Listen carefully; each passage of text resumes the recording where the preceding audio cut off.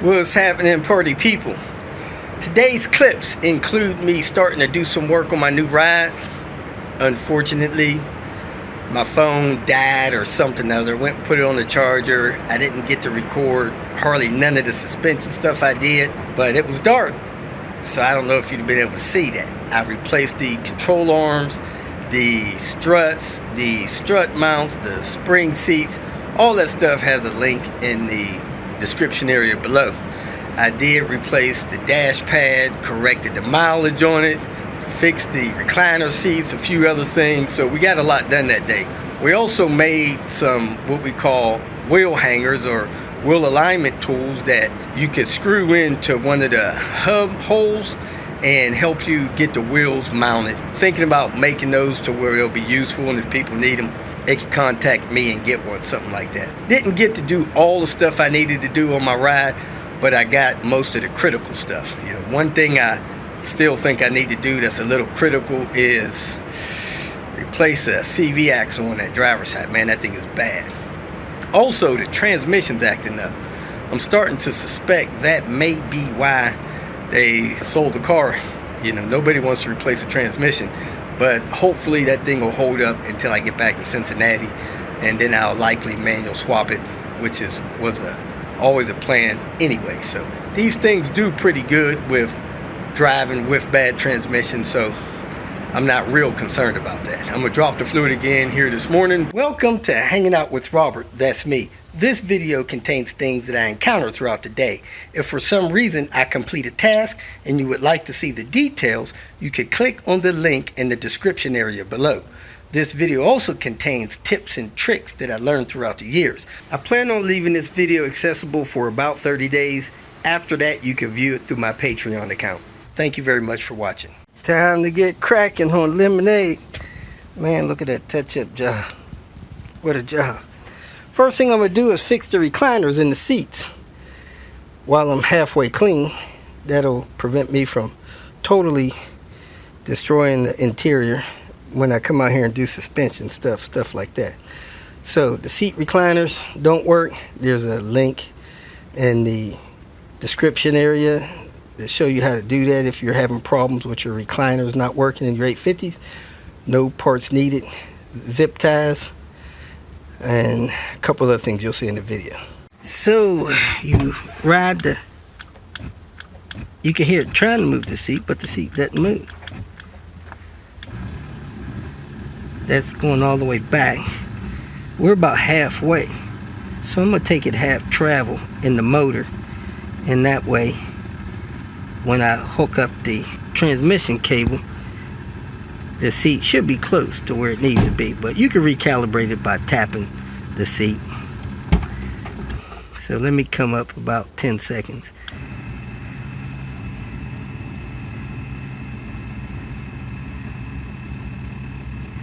So what I'm going to do now, I'm going to tilt the seat forward and start breaking loose the clips in the seat, the hog rings, peel the skin up and access that cable. Couple tools required. Snip the hog rings along the bottom, unhook these little side hooks right here, fold it up, do 4 on the front. Now I have access to the top of that motor, just barely, so I'm going to put an 8 on there. Take that cable out of the top of that motor. Don't run through the bar, runs through the top somehow. Oh, it comes over from this side and loops over to that side. So let me take that loose. I don't see no way of taking it loose here, I don't think. Heck, I might be able to take it loose there with 3 screws. May let that loose. Never tried it that way. Always tried it the other way. 4 Phillips there. Let me take those loose and see what I got there. Well, I didn't know it, but heck, I didn't have to pull that seat skin up so high, because I was able to get that out with these 4 Phillips screws over here. I worked the cable out. I don't know if I worked the cable back in properly that way, but I'm sure gonna give it a try. May have been a mistake. Heated up that tip. The cable was the perfect length of the tip. So I heated up that sleeve, pulled that off. Then I cut this much of the sleeve of the cable off. And now I heated the metal thing back up and pushed it on there until the plastic is about right here. Now that much of the cable sticking out, that should be good. So I'm gonna maneuver that back in there, screw that back in place. See how easy that is compared to the other way, and secure that back and test the seat before I pull the skin back down. If this works out the way I think, doing it this way, I won't have to pull so many of those hog rings off the front. I pulled 2 off each side. I only need to do 1 off each side. Didn't know I could get that off, but those Phillips screws were really tight in there. Let me maneuver this in here and put those screws in and test the seat. And here we go. Look at that thing go up. Woohoo! Going back down. We are back in business.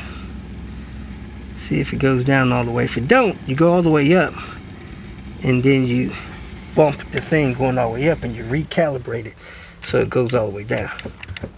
See, it's not going all the way down. It should go all the way down until it touches that seat. So we're going to go all the way up and then bump it a few times to recalibrate it. So we're working. Got to do the other side.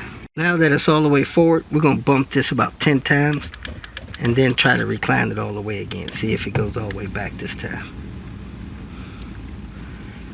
And that'll be it.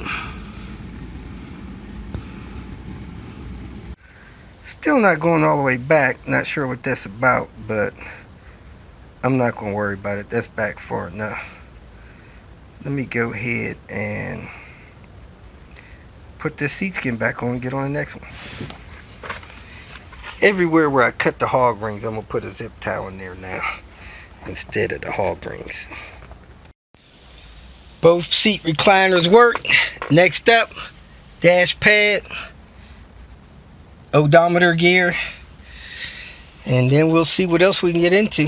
Let me go ahead and take this dash pad off, get this odometer gear out of here. Dash almost ready to come out. I need to read the mileage, disconnect the battery so I can disconnect this airbag, pull this dash pad out. Got the dash pad out, getting ready to take out the cluster.